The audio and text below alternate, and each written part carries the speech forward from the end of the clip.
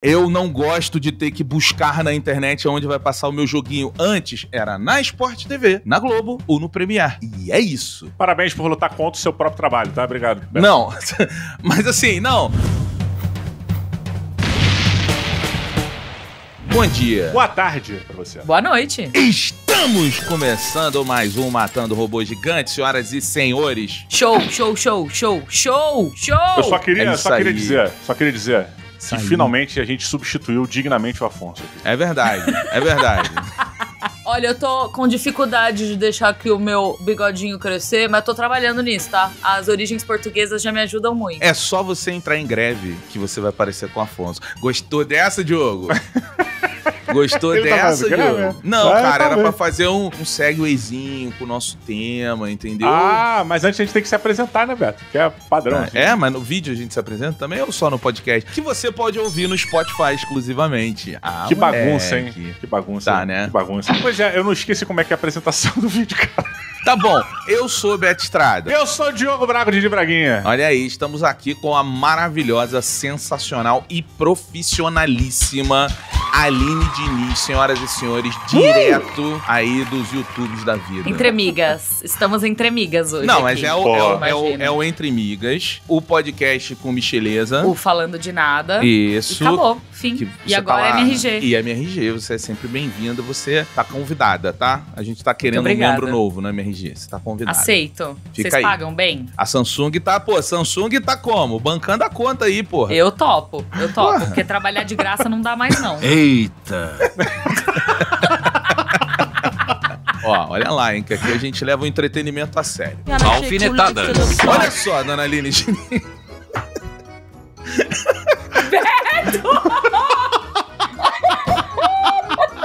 Não fui eu que falei. Sai Afonso entra ali, né? É uma troca. Ué, é uma É uma troca. Vai fazer Quem o quê? vocês querem? Vocês têm que tomar uma decisão, fazer Ah. escolha. Entendeu? Cada um fica com um, porra.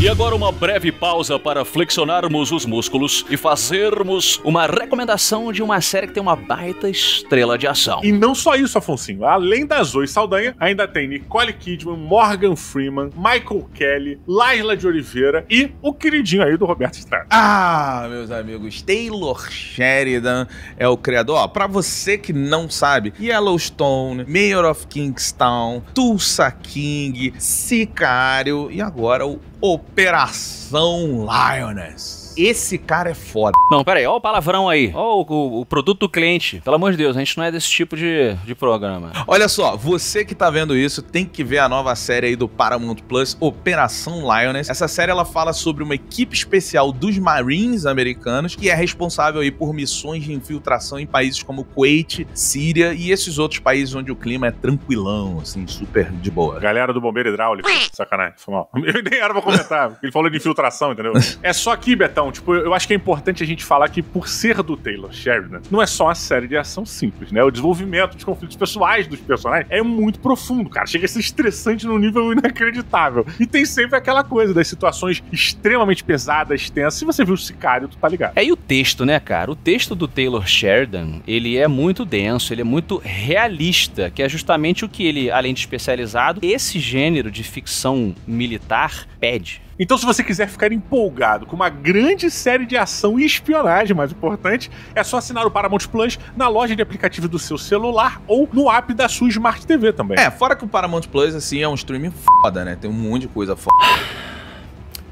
Maravilhosa, Beto. Estupenda, Beto. Fascinante, Beto. Ou supimpa. Boa, garoto. Então entra aí em www.paramountplus.com ou acessa o QR Code que tá aqui desse lado ou desse lado, eu não sei de qual lado que vai estar, pra você ter acesso a essa montanha de entretenimento.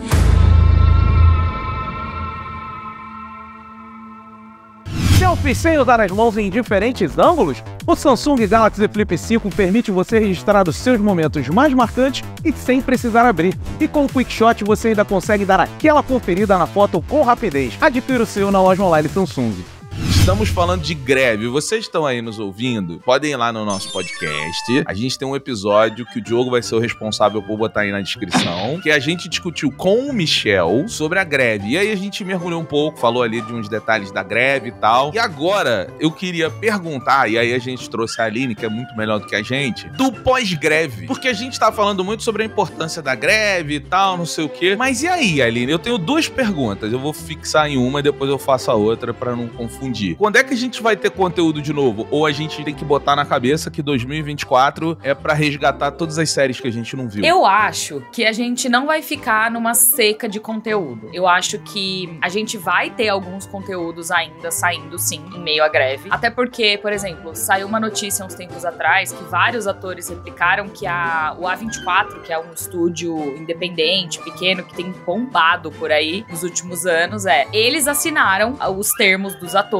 eles vão arcar com todas as necessidades que os atores exigiram no documento deles, antes deles entrarem em greve, e eles vão poder continuar fazendo filmes. Então, assim, os roteiristas, não existe essa informação ainda, então eu não sei como que eles vão fazer filmes sem roteiristas, só com atores, né? Mas enfim. Fique claro isso pra todo mundo. Se você abrir a gaveta e pegar um material antigo e não mexer nele, material que foi finalizado antes da greve, e não mexer nele, não pode fazer nenhuma alteração. Mas esse é o problema, né? O trabalho dos roteiristas não acaba quando o filme começa a filmar. Ele continua no set. Eu lembro do fenômeno do 007, acho que é o Quantum Solace, né? Que o Daniel Craig teve que meter a mão no roteiro também.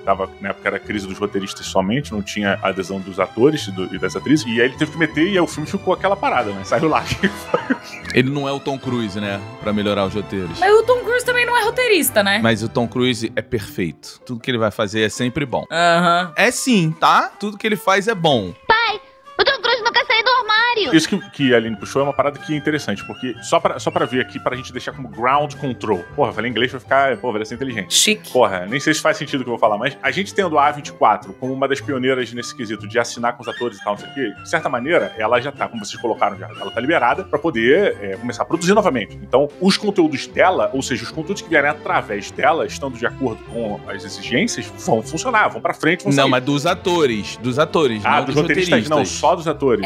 Na verdade, assim, eu não sei se eles chegaram em alguma negociação com os roteiristas. O que eu ouvi foram só dos atores. Mas a gente tem uma segunda opção também, que são os atores e roteiristas britânicos e de outras partes do mundo. Porque a gente tem que lembrar que a greve de atores e roteiristas, ela tá centralizada nos sindicatos americanos. Isso aí é uma parada. Mas assim, ó, Aline, primeiro que a gente tem a inteligência artificial, tá aí, ó. Não que eu defenda, mas mudanças que são feitas no roteiro dentro do set, elas são feitas pra você adaptar situações de set, orçamentos e essas coisas todas. E ali, a inteligência artificial poderia fazer essa alteração sem precisar do roteirista e você vai diminuindo os custos do estúdio. Eu sou contra, tá? Tipo, antes que alguém bata aqui que eu tô defendendo. A grande questão da inteligência artificial é que ela não trabalha sozinha. Você ainda precisa colocar informações ali pra que ela pegue aquele montante de, beleza, você quer isso, e aí ela transforma em outra coisa. E esse produto final não tá final ainda. Alguém precisa passar um pente fino aqui. Então, de qualquer maneira, mesmo que a inteligência artificial possa ser usada para isso, eu não acho que as pessoas vão usar pra isso. Não são só situações do set. Às vezes é como um ator aborda aquele personagem e aí você precisa alterar algumas coisas naquele personagem, alguma situação de acordo com o momento que a gente tá vivendo no mundo. Putz, essa cena já não faz mais sentido. Será que tem como a gente mudar? Sabe? Tipo, tem várias coisas. Tem uma sugestão baseada nos tribunais brasileiros. Ih, lá vem. E se em vez de um roteirista, para previamente escrever um roteiro que vai adaptar a cena, você pega aquele roteiro que já estava pronto, entrega pros atores e tal, isso aqui, e aí a galera começa a falar, e aí você tem um taquígrafo, que ele vai pegar o que tá sendo improvisado ali na hora, e tá registrando e pronto, terminou, o roteiro tá pronto. Essa pessoa que você tá falando que escreve as coisas improvisadas no set, já existe isso. Mas é um roteirista. É um roteirista. Exato, é um roteirista. Cara, tu fez isso pra me esculachar mesmo. Qual foi, cara? Caralho. E aí, ó, tô falando sério. Diogo, eu não sei se você sabe, mas eu acho que vale legal. Vou usar a sua ignorância segurança para explicar para quem está nos assistindo. A partilha financeira que acontece, e é um dos problemas, é o seguinte: você contrata o Diogo, aí o Diogo escreveu um roteiro aqui e cobrou da Aline R$50 por esse roteiro. E o acordo que ela tem é o seguinte com você: ela te paga R$30. Se no final da produção o seu roteiro for usado 100%, você leva os R$50. Se dentro do set alguém precisar meter a mão, ela vai falar: ó, Diogo, como alguém meteu a mão, não é o roteiro integral, então eu vou descontar aqui 5% do que eu te devo ainda. Dependendo da quantidade que a mão é metida nesse assistente de roteiro que ela tá falando no set, você pode não receber nada do que você ainda faltaria. Você vai ficar só com R$30 pelo roteiro. Caraca. É óbvio que isso é um resumão de como funciona, é mais complexo. E mas depende muito também dos acordos, que os roteiristas têm roteirista mais aclamado, que às vezes leva a sua própria equipe, e aí, como ele trabalha, depende dele, ele recebe uma quantia fixa e fala com a equipe dele. Depende muito, mas isso acontece, sim. A greve é para os pequenos. Lembrem-se todos, eu sempre vou falar isso, a greve não serve pro Tom Cruise. Mas você quer saber uma coisa? Eu tava vendo agora no Instagram a Jamie Lee Curtis postou uma foto de um cheque de residuals que ela recebeu da Disney de $0. Mas Nossa. esse é o problema. E aí, qual que é a grande questão? A Disney gastou mais dinheiro pra imprimir esse cheque do que pra pagar ela. É muito doido isso, velho. 5 pra você, 1, 2, 3, 4, 5 pra mim. Prontinho, tudo dividido meio a meio. Esse residual, pra quem tá vendo aqui, esse é o caminho que a gente explica muito, por isso que eu indico vocês ouvirem o podcast que a gente fez com o Michel. A gente explica bastante, no mínimo detalhe, a coisa do residual e como afeta a greve, como vai tudo. Galera, relaxa que tá bom, tá inteligente porque eu não tô lá, tá? Então ele tá bem focado, tá bem direto ao ponto, falando do aí essencial. como o Diogo tá aqui agora, a gente chamou a Aline, entendeu? Pra dar uma balanceada. Se alguém puxar pra baixo, tem que chamar a Aline e puxar pra cima. Tem que respeitar, né? É porque qual que é a grande questão? Com a chegada do streaming, eu acho que vocês falaram sobre isso lá no outro podcast também, mas com a chegada do streaming, abriu-se uma porteira de possibilidade de produção de conteúdo. O número de séries produzidas aumentou, tipo, exorbitantemente, assim, virou um negócio, tanto que é isso, assim, a gente nem sabe mais tudo que tá sendo produzido, quais são os streamings, pra onde vai, quem participa e tudo mais. E aí, pra esse aumento de número de produções, eles também tiveram que abrir novas oportunidades pra contratar novos roteiristas, novos atores. Então, a indústria realmente recebeu, assim, tipo, uma injeção de dinheiro onde todo mundo tinha uma oportunidade ali. Só que o problema foi que ela já não era mais tão saudável quanto ela era antes. Existem, sei lá, o dobro de roteiristas, tô chutando, tá? Não sei esses números por certo. Mas existem o dobro de roteiristas em Hollywood e metade do dinheiro pra pagar todo mundo. A gente não tem mais monopólio, porque a tecnologia não permite mais monopólio. Então ainda tem um balanço também, além das questões normais que devem ser, obviamente, discutidas, que é o seguinte, cara, é tipo a música, sabe? Na música antes, você via aquele artista que era pré-definido, aquele artista que tocava na rádio, aquele artista que tocava na televisão e tal, e você via muito artista que não aparecia. Hoje, você não precisa da rádio e da televisão pra ser um artista de sucesso. Mais Pelo ou menos, contrário, né? não precisa. Você nasce no TikTok. Sim, tudo bem. Mas ainda assim o dinheiro fica centrado na mão de grandes empresas ainda. Então esse share... Mas as grandes empresas, Diogo, elas têm que vir até você. Existe um outro problema também, que a gente até falou no Falando de Nada da semana passada agora. Parece que a indústria dos comerciais, tipo assim, os comerciais de televisão que apareciam naqueles intervalos da televisão linear, já também não estão existindo mais muito. As empresas não estão mais comprando esses slots, porque caiu também a audiência das pessoas que assistiam a TV linear. Então, é isso, assim, por mais que o modelo antigo funcionasse de uma maneira melhor, porque para pra pensar, quando criaram o streaming, ninguém pensou daqui a 10 anos como vai ser esse rolê. Isso foi todo mundo só criando, foi uma, sabe, a corrida do streaming, todo mundo tinha que ter o seu, e da onde veio o dinheiro? E ninguém pensou nisso. Então agora, o que eu sinto que vai acontecer é uma busca por onde encaixar esses comerciais, onde conseguir esse dinheiro que vinha de uma fonte de outras marcas externas, pra que esse dinheiro volte a circular ali dentro do meio. E outra coisa que além do deal da A24, a gente pode ter produções novas vindo também de outros países. países. Então, a Coreia não tá em greve. Então, a gente vai ter uma segunda temporada de Squid Games. A Inglaterra, pelo que eu entendi de ler umas regras, eles nem podem entrar em greve. Então, a gente, por exemplo, Game of Thrones, o House of the Dragon, é uma produção americana, mas como a maioria de roteirista, ator, produtor que trabalha na série não é americano, é britânico, eles estão gravando lá no Reino Unido. Ah, e tem a Globo também. A gente, por exemplo, agora a Globo tá passando Mulheres de Areia,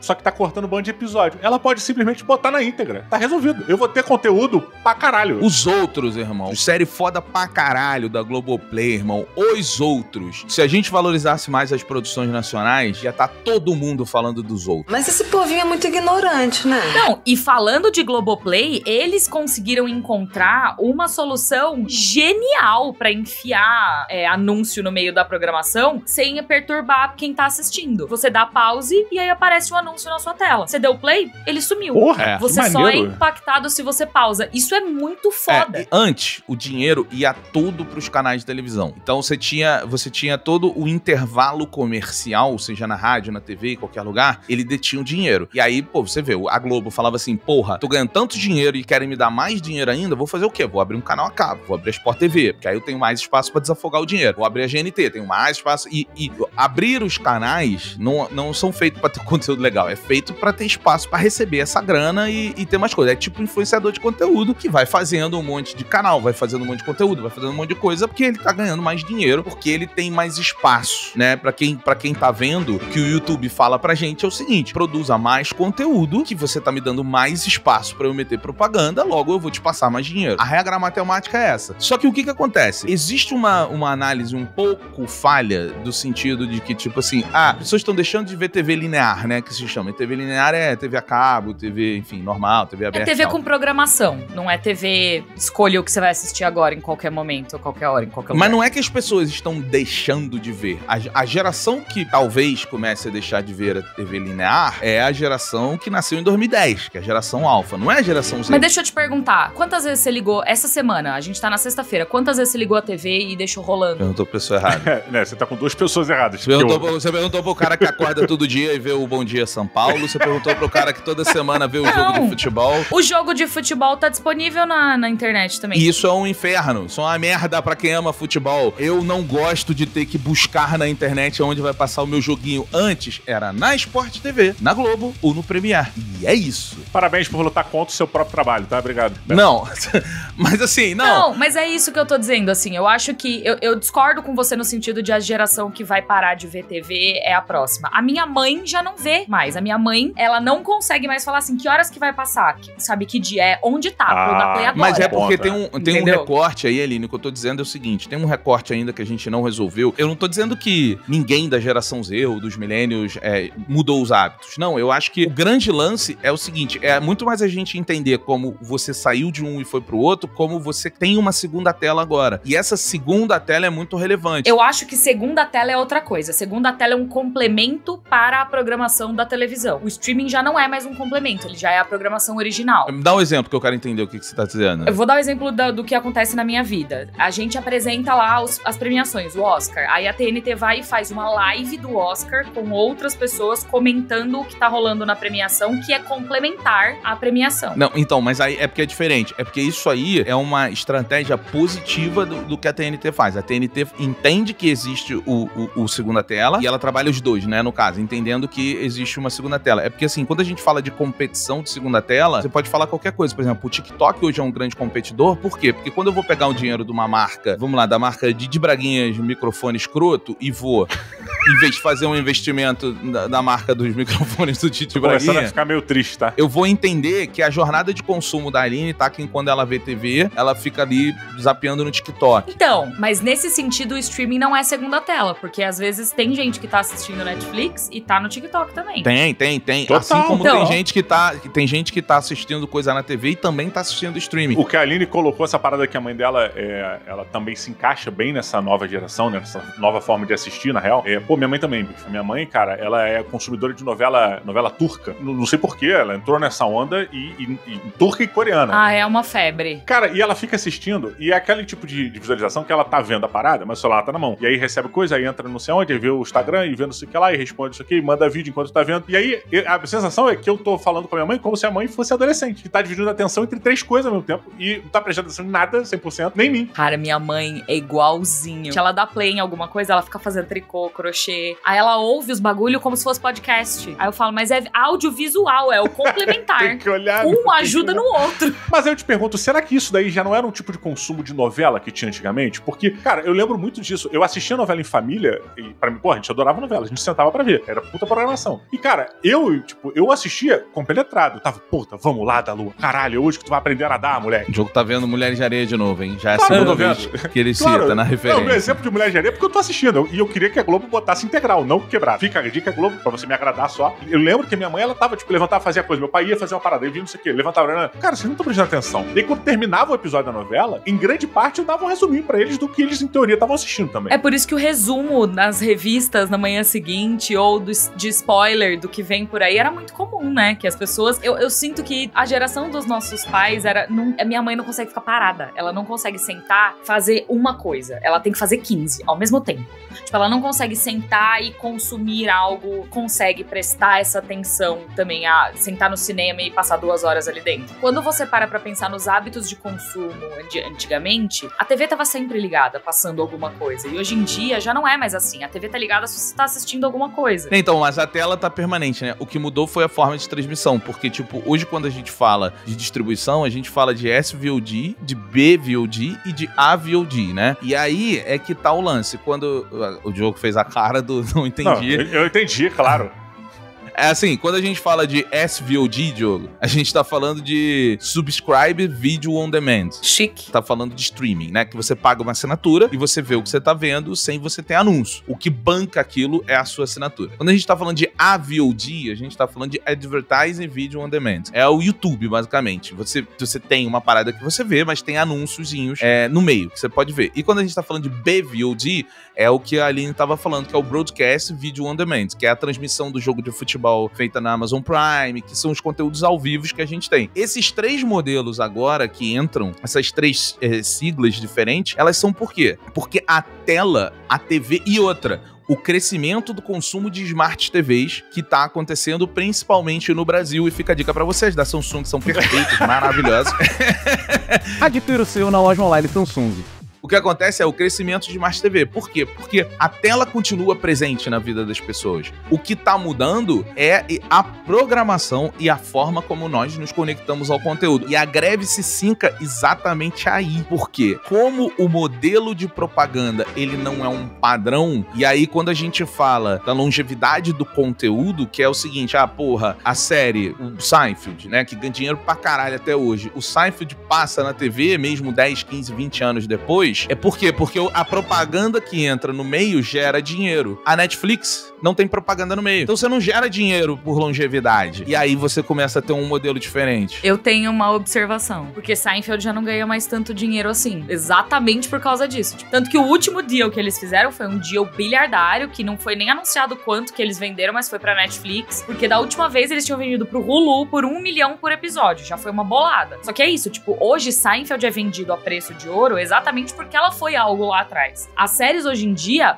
tanto que uns tempos atrás a gente até falou no Falando de Nada também sobre a HBO, que tá abrindo mão de alguns conteúdos, abrindo mão entre aspas, e ofertando ele pra outras plataformas, dizendo, aqui não faz sentido, você quer? Pra ganhar o dinheiro desse rolê e conseguir manter o serviço deles. Mas aí que tá a grande questão, porque aí vai ficar um comprando coisa do outro e o dinheiro não vai entrar do mesmo jeito que ele tá rolando agora. Pra que essa greve seja resolvida, eles precisam encontrar uma maneira de voltar a colocar anúncio no meio das produções, porque é assim que o grosso do dinheiro entra. No fim das contas, vou falar pra vocês, tá? Escrevam isso, é o caminho natural de todo mundo. Stay nerdy. O que vai acontecer é o modelo YouTube, e mesmo a Netflix, que agora tem, você paga menos, mas você tem anúncio, não vai funcionar. No final das contas, todos os streams vão entender que o dinheiro está no seguinte, não paga nada, recebe anúncio. paga é sem anúncio. Simples assim. Se você pegar hoje o YouTube e o Spotify no Brasil, você tem uma margem ali, óbvio que esse não é o dado específico, mas de 70-30 pra quem não paga, quem paga. Cara, eu não quero pagar, eu não tenho problema de receber essa propagandinha. Vou ver meu conteúdo, tá tranquilo. E quem quiser pagar, quiser um prêmio, vai pagar. Eu não quero nada de assinante prêmio, cara! Mas ó, eu acho que existe uma alternativa, cara, extremamente viável e que é uma coisa que já tá aí há muito tempo e as pessoas não estão se ligando. E eu acho que todas essas séries novas, todos esses conteúdos, né, todos esses streams tinham que abordar isso pra cada série. É uma parada que eu acho que vai revolucionar realmente a maneira de ganhar dinheiro, que é o álbum de figurinha.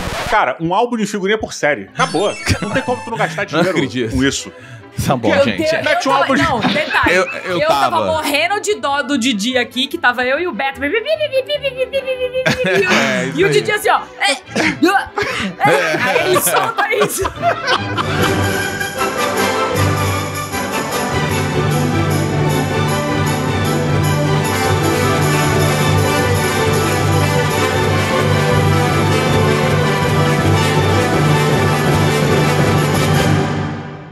Quero que vocês me provem que eu tô errado.